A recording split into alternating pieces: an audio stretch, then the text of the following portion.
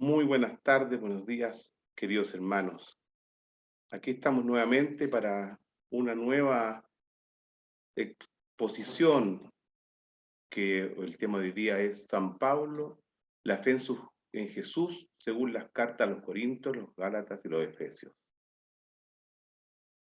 Con mucho gusto los acompaño nuevamente y que el Señor nos acompañe.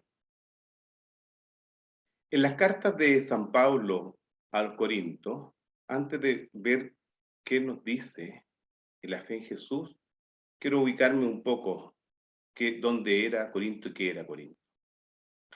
Corinto, capital de la provincia romana de Acaya, era la ciudad más grande de Grecia. Su condición de puerto cosmopolita y su prosperidad económica la habían convertido en un lugar proverbial por la inmoralidad de sus costumbres. Durante su segundo viaje misionero, Pablo permaneció allí más de un año y medio y logró establecer una comunidad entusiasta y fervorosa. Pero fue precisamente en Corinto donde alcanzó su punto más crítico, la confrontación del cristianismo naciente con el pensamiento y las costumbres paganas, y apenas Pablo se alejó, comenzaron a surgir graves conflictos.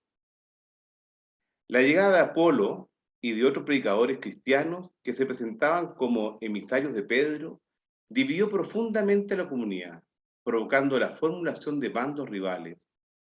Muchos cristianos no se habían despojado suficientemente de las costumbres paganas y caían en el libertinaje moral. Las asambleas litúrgicas estaban perturbadas por una escandalosa división entre ricos y pobres, o por formas de exaltación teñidas de paganismo. Algunos confundían el Evangelio con una sabiduría puramente humana, y otros negaban la resurrección de los muertos. Advertido de estos abusos, Pablo envió la primera carta a los Corintios para restablecer el orden y responder a las consultas que se le habían hecho. Con su mirada penetrante, él va exponiendo grandes temas doctrinales a propósito de varios asuntos de orden práctico, algunos de ellos aparentemente insignificantes. Ningún otro escrito del Nuevo Testamento nos muestra de una manera tan concreta la vida de una comunidad y su situación ante el paganismo. En la iglesia de Dios que residía en Corinto habían surgido profundas divisiones. Los bandos o los partidos que se habían formado no eran herejías o cismas propiamente dichos, ya que todos asistían a las mismas asambleas litúrgicas y participaban de la misma cena del Señor. Se trataba más bien de grupos antagónicos que se declaraban partidarios de Pedro, Pablo o Apolo, de la misma manera que los griegos adherían a su maestro de sabiduría o a su filósofo preferido. A primera vista, estas rivalidades podían parecer normales o inevitables, o como lo son en cualquier grupo social. Pedro, Pablo y Apolo, como los demás predicadores de la buena noticia, son simples servidores de un mensaje que no les pertenece. Una vez cumplida su misión, ellos tienen que desaparecer para dar lugar a Jesucristo. Esta reflexión podría haber bastado para poner punto final a los celos y discordias, pero Pablo va al fondo de la cuestión. Al comportarse de esa manera, los diversos grupos, incluidos sus propios adeptos, habían abandonado de hecho el mensaje de Cristo crucificado y lo habían sustituido por una sabiduría puramente humana. Por eso no se pone a discutir sus puntos de vista o tendencias, ni da la razón a unos contra otros, sino que contrapone vigorosamente el mensaje de la cruz a la sabiduría de este mundo. La fe no puede estar fundada en la sabiduría de los hombres, sino en el poder de Dios. Entre todos los escritos de Pablo, la segunda carta a los Corintios es la más apasionada y polémico. Aunque se dedicaba decidida inversión a través de la primera carta había restablecido momentáneamente el orden interno de la comunidad, poco después se produjeron nuevos incidentes que reavivaron la crisis. Algunos predicadores judaizantes se presentaron en Corinto con el propósito de desautorizar la persona y las enseñanzas de Pablo. A esto se sumaban otros adversarios del apóstol, que interpretaban erróneamente el principio de la libertad cristiana. Es probable que Pablo, advertido por algunos de sus fieles, haya ido entonces a Corinto para encarar personalmente a sus adversarios. Pero esa visita, que sin duda fue breve y se realizó en medio de sucesos dolorosos, no produjo el efecto deseado. Esto motivó el envío de una carta escrita en Éfeso, con muchas lágrimas y un tono muy severo, donde Pablo se defendía contra sus acusadores y reivindicaba su condición de apóstol. Más tarde, su discípulo Tito le trajo buenas noticias sobre la situación de la comunidad. Entonces Pablo, que se disponía a ir por tercera vez a Corinto, envió a la comunidad una afectuosa carta de reconciliación. En su forma actual, la llamada Segunda Carta a los Corintios da la impresión de ser la recopilación de varios escritos de Pablo, provenientes del dramático y prolongado intercambio epistolar que él mantuvo con la iglesia de Corinto. De las tres partes que la integran, la primera, del capítulo 1 al 7, reproduce probablemente aquella carta de reconciliación, mientras que la última, capítulo del 10 al 13, sería la que el apóstol escribió con gran aflicción y angustia para hacer recapacitar a la comunidad rebelde y salvaguardar así la unidad de la iglesia.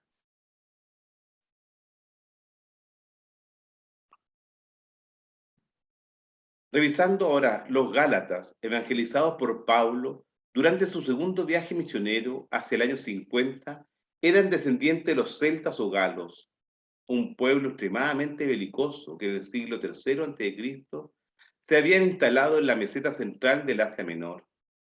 La estadía de Pablo en Galacia se prolongó por algunos meses, debido a una enfermedad que lo obligó a permanecer allí hasta su curación. Pablo recuerda la cordial acogida que le brindaron los Gálatas y se refiere a ella con términos cargados de emoción. A pesar que mi aspecto físico era una prueba para ustedes, no me desdeñaron ni me despreciaron. Todo lo contrario, me recibieron como a un ángel de Dios, como a Cristo Jesús. Más tarde, en el año 53 o 54, él estuvo allí de nuevo, animando a todos los discípulos. Pero fuera de estas indicaciones no conocemos otros detalles sobre la actividad del apóstol en aquella región y sobre la iglesia allí fundada. Esta carta, escrita probablemente en el año 56, es uno de los más espontáneos y vehementes escritos de Pablo. Su tema central es la libertad del cristiano, llamado a recibir la salvación como un don de Dios que se alcanza por la fe en Jesucristo y no por el sometimiento a la exigencia de la ley. Para comprender debidamente, es conveniente leerla a la luz de la carta a los romanos, que fue escrita un tiempo después y vuelve sobre los mismos temas de una manera más completa y sistemática. Las circunstancias que motivaron la intervención de Pablo están suficientemente expresadas en la carta. Muchos grupos del cristianismo primitivo no se reconocían enteramente en la interpretación paulina del Evangelio, sobre todo el llamado judeocristiano, que estaba integrado por judíos convertidos a la fe cristiana y hacía coexistir la fe en Jesús, Mesías, con la estricta observancia de la ley mosaica. Se opuso tenazmente a Pablo debido a su decidida desvinculación de la ley. Pablo escribe su carta a los Gálatas a causa de la crítica situación en que se encontraban las iglesias de aquella región. Las comunidades de Galacia habían sido perturbadas por algunos de estos predicadores judeocristianos venidos de Jerusalén. Ellos se consideran respaldados por Santiago, el hermano del Señor, que era una de las columnas de la iglesia, junto con Pedro y Juan. Según ellos, los fieles convertidos del paganismo debían someterse a la ley de Moisés y a la práctica de la circuncisión, para llegar a ser verdaderos hijos de Abraham y herederos de las promesas divinas. Al mismo tiempo, trataban de desacreditar a la persona y autoridad apostólica de Pablo, mostrándolo en desacuerdo con los demás apóstoles. Por eso, en último término, lo que el apóstol defiende es la verdad del único evangelio de Cristo y hace todos los esfuerzos posibles para prevenir a sus destinatarios contra el riesgo del desfigurarlo. En los capítulos 1 y 2, Pablo declara de forma autobiográfica su llamado directo por parte de Dios y su aceptación por las auténticas autoridades de Jerusalén. En los capítulos 3 y 4, Cita la Escritura para poner de relieve la fe de Abraham sin las obras de la ley y el hecho de que los cristianos y no los judíos son como Isaac, los hijos de la mujer libre. En los capítulos 5 y 6 se exhorta a los cristianos a no hacer que la libertad que les ha sido concedida sirva de pretexto para el libertinaje. Revisemos ahora la carta a los Efesios. Esta carta contiene ninguna noticia o exhortación personal, ni trata de responder a problemas o peligros concretos, como el resto de las cartas de Pablo. En los saludos finales no se nombra a nadie en particular, y los principales manuscritos antiguos omiten el nombre de los destinatarios. Tales indicios hacen suponer fundamentalmente que la carta, con su forma original, no estaba dirigida a una comunidad particular, sino a los fieles cristianos de toda la iglesia o de toda una región. O bien, dado que el texto no es propiamente el de una carta, sino más bien el de un tratado, es posible que haya tenido como sus primeros destinatarios a los fieles de la misma comunidad en que se encontraba su autor, y que solo más tarde, para difundirle entre otras iglesias de esa misma región, se le haya dado la forma de carta, añadiéndole un saludo inicial y unas palabras finales. En tal caso es posible que se haya conservado el ejemplar recibido de la iglesia de Éfeso y que por ese motivo se le designe como dirigida a dicha comunidad. En la carta a los Efesios, lo mismo que en la carta a los Colosenses, la iglesia no es la comunidad local, como aparece normalmente en las cartas auténticas de Pablo, sino una entidad que incluye a todos los cristianos y se extiende por todo el universo. En Efesios se mantiene la metáfora paulina del cuerpo de Cristo, pero como en Colosenses también se marca la distinción entre la cabeza, que es Cristo, y el cuerpo, que es la iglesia. Su autor es un judío cristiano que hacia fines del siglo I se dirige a los fieles de origen pagano para hacerles ver lo que han adquirido al abandonar el paganismo, para ser unidos al cuerpo de Cristo y gozar de los mismos privilegios que tradicionalmente tenía el pueblo judío. El tema dominante de la carta podría ser la unión de las dos comunidades, la de los cristianos que vienen del judaísmo y la de los que vienen del paganismo. La carta se inicia con solemne himno que refleja las características del estilo litúrgico y se inspira en las grandes bendiciones judías. Su tema es el misterio de Cristo, o sea, el designio divino de salvación, oculto desde la eternidad en Dios, anunciado por los profetas y realizado plenamente en Jesucristo. La iniciativa de este designio pertenece al Padre, que nos eligió y nos predestinó para que fuéramos sus hijos adoptivos. Quien cumple la acción salvadora del Padre es un Hijo muy querido, por medio del Espíritu, que es el anticipo de nuestra herencia en la gloria.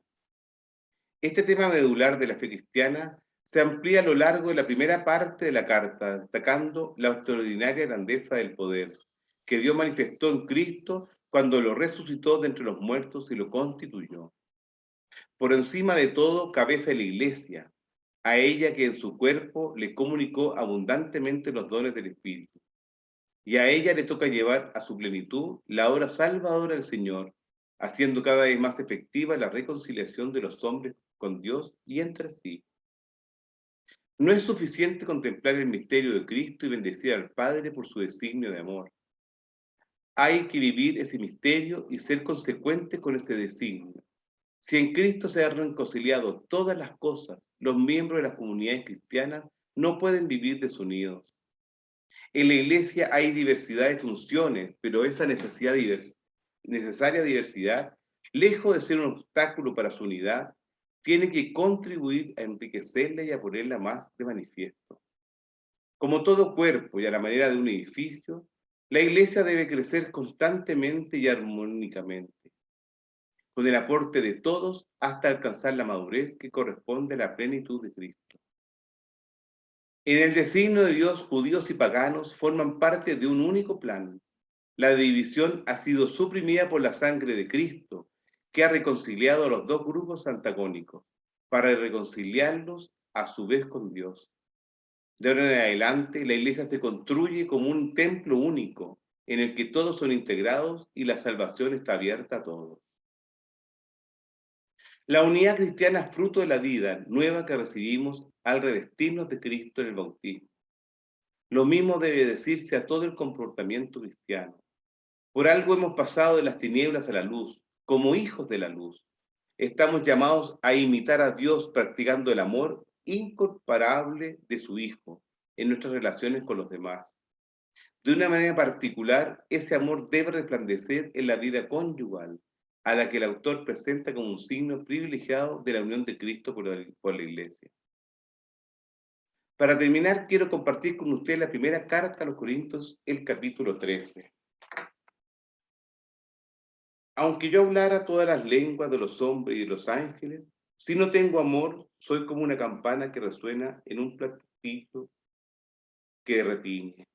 Aunque tuviera el don de la profecía y conociera todos los misterios y toda la ciencia, aunque tuviera toda la fe, una fe capaz de trasladar montañas, si no tengo amor, no soy nada. Aunque repartiera todos mis bienes para alimentar a los pobres y entregara mi cuerpo a las llamas, si no tengo amor, no me sirve para nada. El amor es paciente, es servicial. El amor no es envidioso, no hace alarde, no se envanece, no procede con bajeza, no busca su propio interés. No se irrita, no tiene en cuenta el mal recibido. No se alegra de la injusticia, sino que se regocija con la verdad. El amor todo lo disculpa, todo lo cree, todo lo espera, todo lo soporta. El amor no pasará jamás, las profecías se acabarán, el don de lengua terminará, la ciencia desaparecerá, porque nuestra ciencia es imperfecta y nuestra profecía ilimitada. Cuando llegue lo que es perfecto, cesará lo que es imperfecto.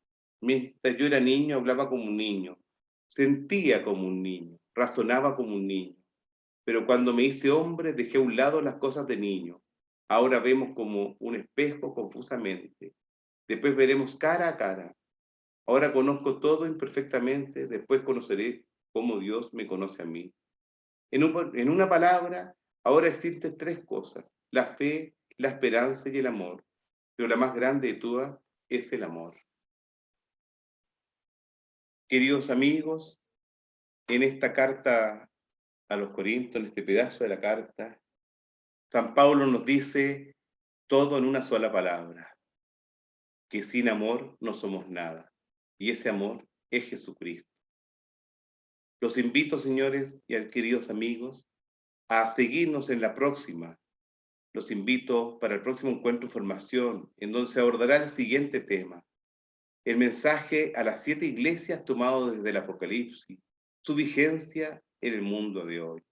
Les agradezco su compañía, que tengan una muy buena tarde, día, semana. Que el Señor los bendiga. Muchas gracias.